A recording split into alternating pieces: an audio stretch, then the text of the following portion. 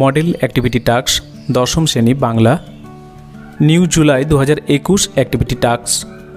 প্রশ্নগুলি মূলত নেওয়া হয়েছে দশম শ্রেণীর সাহিত্য সঞ্চয়ন গ্রন্থের কবিতা, প্রবন্ধ, গল্প, পাশাপাশি বাংলা ব্যাকরণ থেকে।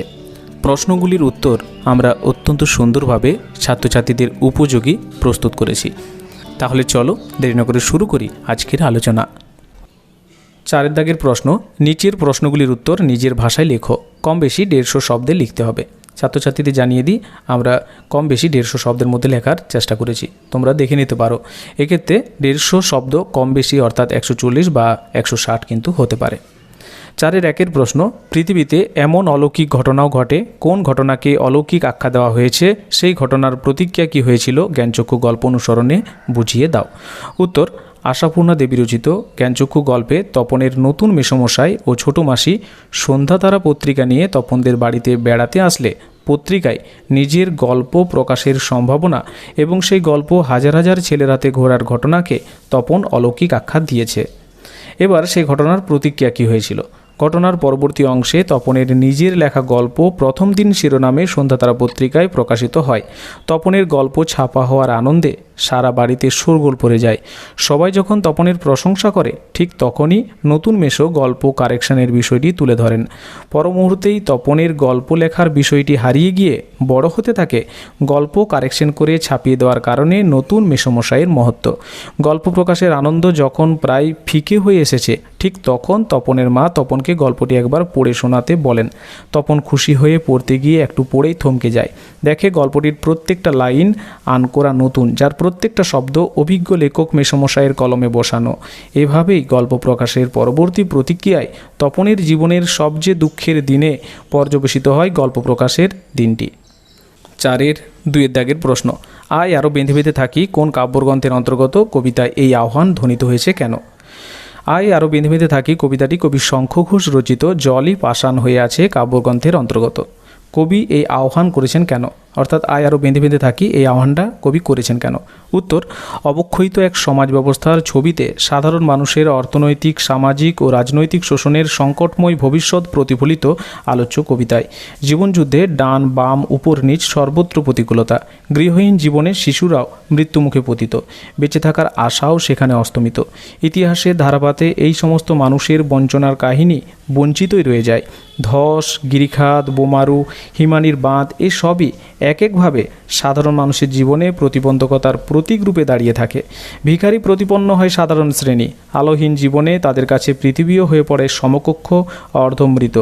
জীবনমৃত এই সাধারণ মানুষের হারতে বসা জীবনযুদ্ধে সাম্রাজ্যবাদী শক্তিকে হারিয়ে দেওয়ার মন্ত্র হিসাবে কবিতায় কবি ঐক্যবদ্ধ শক্তিকে জাগ্রত করার সংকল্পে প্রতিবন্ধকতাকে মুক্ত করতে আহ্বান করলেন, আয় আরও বেঁধে বেঁধে থাকি, একতার এই মন্ত্র। এই হবে 4 2 প্রশ্নটির সঠিক উত্তর। 4 3 প্রশ্ন, দস্যুরা কিভাবে আফ্রিকার ইতিহাসে চিরচিহ্ন এঁকে দিয়ে গিয়েছিল তা আফ্রিকা কবিতা অনুসরণে আলোচনা করো। উত্তর, কবি রবীন্দ্রনাথ ঠাকুর রচিত আফ্রিকা কবিতায় আফ্রিকার অপমানিত ইতিহাস উঠে এসেছে। সৃষ্টির সূচনা থেকেই আফ্রিকা ছিল অরণ্যাবৃত। তথাকথিত সভ্য সমাজ থেকে দূরে প্রকৃতির সমস্ত প্রতিকূলতা ও রহস্যময়তা নিয়ে বনস্পতির নিবিড় পাহারায় নিভৃত অবকাশে দুর্গম বিভীষিকায় আফ্রিকা নিজেকে সজ্জিত করে তুলেছিল। সভ্য সমাজের উপেক্ষার পাত্র ছিল আফ্রিকা। তারপর একদিন ঔপনিবেশিক সাম্রাজ্যবাদী শক্তি দাস ব্যবস্থার মতো চরম পাশবিকতা নিয়ে উপস্থিত হলো। আফ্রিকার সরল কৃষ্ণাঙ্গ মানুষের হাতে পড়ল লোহার হাতকড়ি। সভ্য সমাজের সেই বর্বরতার নির্মমতাকে ফুটিয়ে তুলতে গিয়ে কবি বলেছেন, সভ্যের বর্বর লোভ নগ্ন করল আপন নির্লজ্জ অমানুষতা। নেগড়ের চেয়ে তীক্ষ্ণ নখের আঁচড়ে রক্তাক্ত হয়েছিল আফ্রিকার বক্ষতল। অসহায় মানুষের রক্ত স্রোতে পঙ্কিল হয়েছিল আফ্রিকার ধুলি। গর্বে উন্মত্ত সভ্য সমাজের কাটামারা জুতোর তলায় পিষে গিয়েছিল আফ্রিকার স্বপ্নের স্বাদ। এভাবেই দস্যুরা আফ্রিকার অপমানিত ইতিহাসে চিরচিহ্ন এঁকে দিয়েছিল। 4 4 দাগের প্রশ্ন, জন্ম নিল ফাউন্টেন পেন। হারিয়ে যাওয়া কালিকলম রচনা অবলম্বনে ফাউন্টেন পেনের জন্ম বৃত্তান্ত আলোচনা করো। উত্তর, প্রাবন্ধিক শ্রীপান্ত রচিত হারিয়ে যাওয়া কালিকলম প্রবন্ধে ফাউন্টেন পেনের জন্মবৃত্তান্ত আলোচনা প্রসঙ্গে উদ্ধৃত উক্তিটি করা হয়েছে। ফাউন্টেন পেনের স্রষ্টা হলেন লুইস এডসন ওয়াটারম্যান। প্রতিটি আবিষ্কারের মতোই ফাউন্টেন পেন আবিষ্কারের পেছনে রয়েছে একটি ঘটনা। আসলে লুইস এডসন ওয়াটারম্যান ছিলেন একজন ব্যবসায়ী। সেকালের আরও অন্যান্য ব্যবসায়ীদের মতো তিনি দোয়াত কলম নিয়ে কাজে বের হতেন। একবার তিনি এক ব্যবসায়ীর সঙ্গে চুক্তিপত্র সই করতে গিয়েছিলেন। দলিল কিছুটা লেখা হয়েছে, এমন সময় দোয়াত হঠাৎ উবুড় হয়ে পড়ে গেল কাগজে। তখন তিনি পুনরায় ছুটলেন কালির সন্ধানে।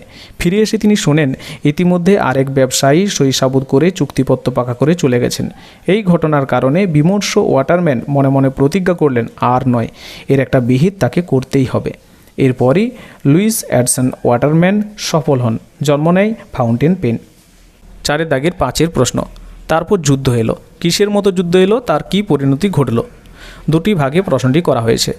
চিলিয়ান কবি পাবলো নেরুদা রচিত অসুখী একজন কবিতা থেকে উদ্ধৃতাংশটি নেওয়া হয়েছে। কিসের মতো যুদ্ধ হলো? কবিতায় যুদ্ধ এসেছে রক্তের এক আগ্নেয় পাহাড়ের মতো। তার কি পরিণতি ঘটল? আগ্নেয় পাহাড়ের মতো রক্তক্ষয়ী যুদ্ধের পরিণতি ছিল ভয়ঙ্কর। যুদ্ধের নৃশংসতার হাত থেকে রেহাই মেলেনি শিশুদেরও। দাবানলের মতো যুদ্ধের সে আগুন ছড়িয়ে পড়ল সমতলে।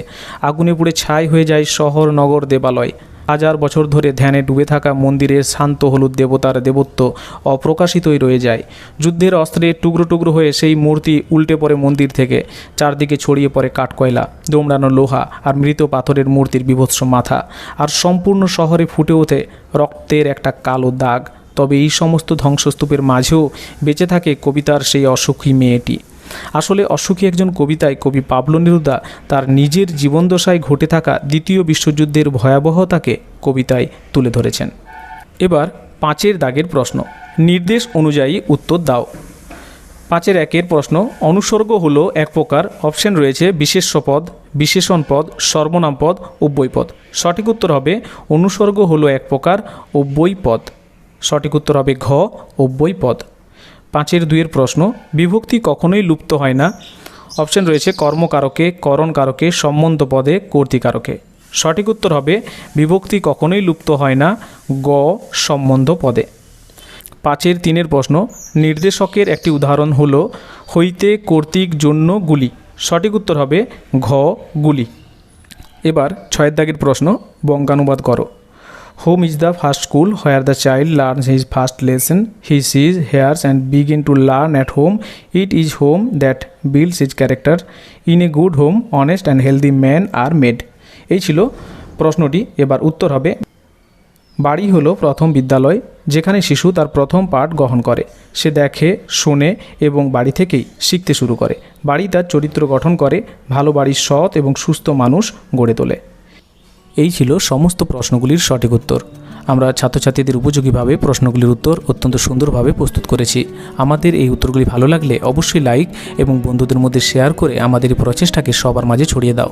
আমরা তোমাদের বিশেষভাবে অনুরোধ করব, আমাদের এই উত্তরগুলি যদি সত্যিই তোমাদের ভালো লেগে থাকে তাহলে তোমরা অবশ্যই শেয়ার করো।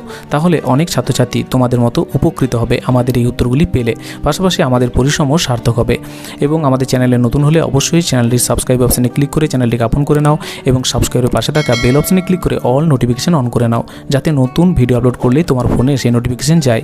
এই প্রসঙ্গে জানিয়ে দিই, আমরা 10ম শ্রেণীর আলোচনার ভিডিও আরও প্রতিদিন নিয়ে আসতে চাইছি। সেই জন্য তোমাদের অবশ্যই বলবো চ্যানেলটিকে সাবস্ক্রাইব করে রাখো। ভালো থাকো, পড়াশোনাতে থাকো। ধন্যবাদ।